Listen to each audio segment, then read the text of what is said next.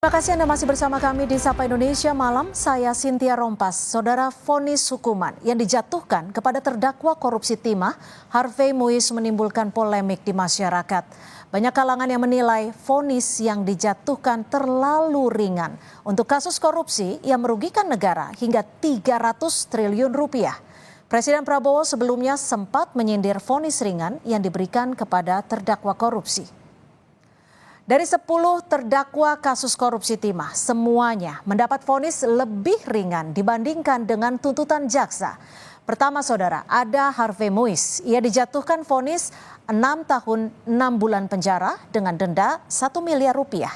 Sementara tuntutan jaksa adalah penjara 12 tahun dengan denda 1 miliar rupiah. Lalu yang kedua saudara, ada Helena Lim yang dijatuhkan vonis 5 tahun penjara serta denda 750 juta rupiah.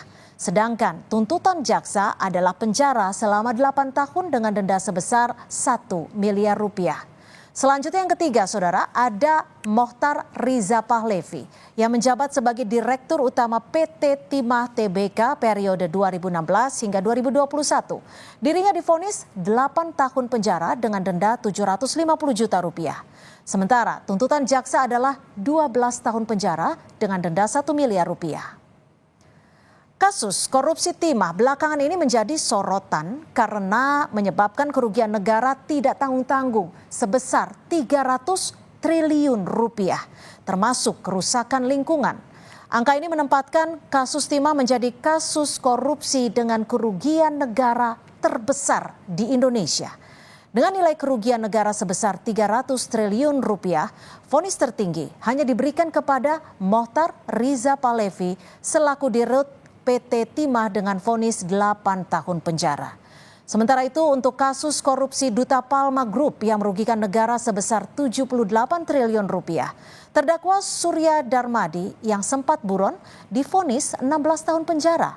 Surya Darmadi juga pernah ajukan peninjauan kembali atau PK, namun hasilnya ditolak oleh Mahkamah Agung.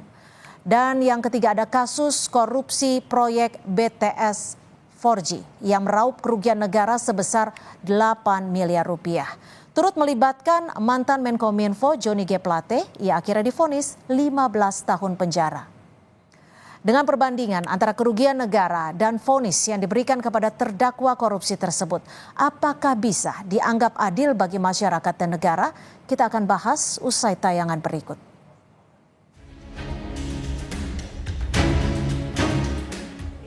Vonis ringan terhadap koruptor disoroti Presiden Prabowo Subianto.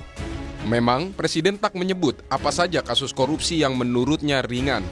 Namun pernyataan tersebut tak lama berselang setelah Hakim Pengadilan Tipikor memvonis terdakwa kasus korupsi Tata Niaga Timah Harvey Muiz. Di kasus yang merugikan negara hingga 300 triliun rupiah itu, Harvey dihukum 6 tahun 6 bulan. Menurut Prabowo, korupsi yang merugikan negara hingga ratusan triliun seharusnya dihukum hingga 50 tahun. Kalau sudah jelas melanggar, jelas mengakibatkan kerugian triliunan, ya semua unsurlah.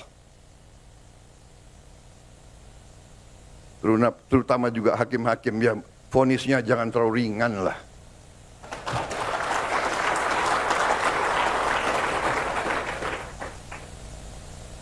Nanti dibilang Prabowo nggak ngerti hukum lagi. Tapi rakyat pun ngerti, rakyat di pinggir jalan ngerti.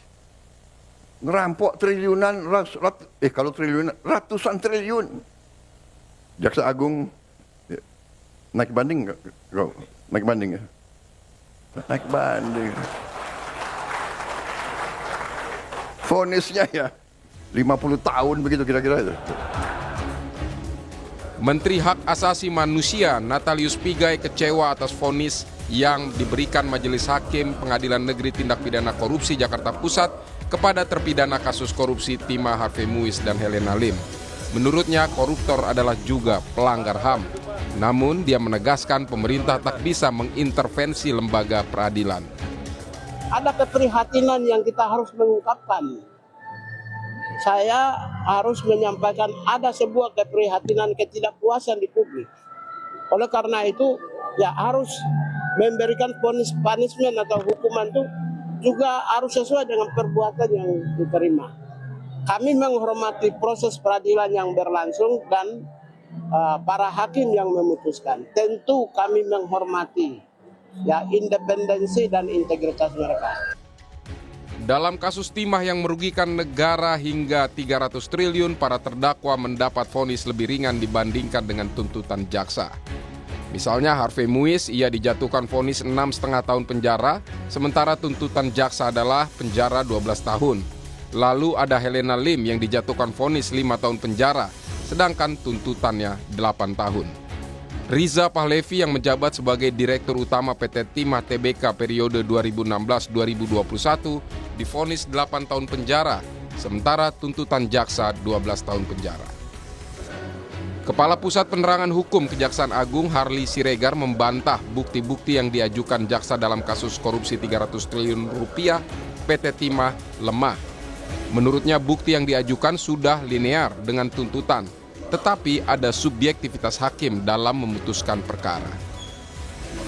Kalau Anda mengikuti bagaimana pertimbangan-pertimbangan yang disampaikan oleh majelis hakim dalam persidangan itu, sesungguhnya apa yang sudah diajukan oleh penuntut umum terkait dengan pemenuhan alat bukti pasal 183, 184 itu sudah sangat linear, ya. Hanya saja kan bahwa pertimbangannya menyatakan tuntutan itu terlalu tinggi, jadi ada subjektivitas di situ, ya. Kalau dari sisi substansi nggak ada masalah. Dengan kerugian negara sebesar 300 triliun rupiah, vonis tertinggi di kasus Timah hanya kepada Mokhtar Riza Pahlevi selaku Dirut PT Timah dengan vonis 8 tahun penjara. Sementara untuk kasus korupsi Duta Palma Group yang merugikan negara sebesar 78 triliun rupiah, terdakwa Surya Darmadi yang sempat buron divonis 16 tahun penjara. Sebelumnya Surya Darmadi juga pernah ajukan peninjauan kembali, namun hasilnya ditolak Mahkamah Agung. Dan yang ketiga ada kasus korupsi proyek BTS 4G yang meraup kerugian negara sebesar 8 miliar rupiah, turut melibatkan ex-Menkominfo Johnny G. Plate. Ia akhirnya divonis 15 tahun penjara. Vonis hakim diharapkan bisa menimbulkan efek jera kepada koruptor, apalagi jika merugikan negara hingga triliunan rupiah. Tim Liputan Kompas TV.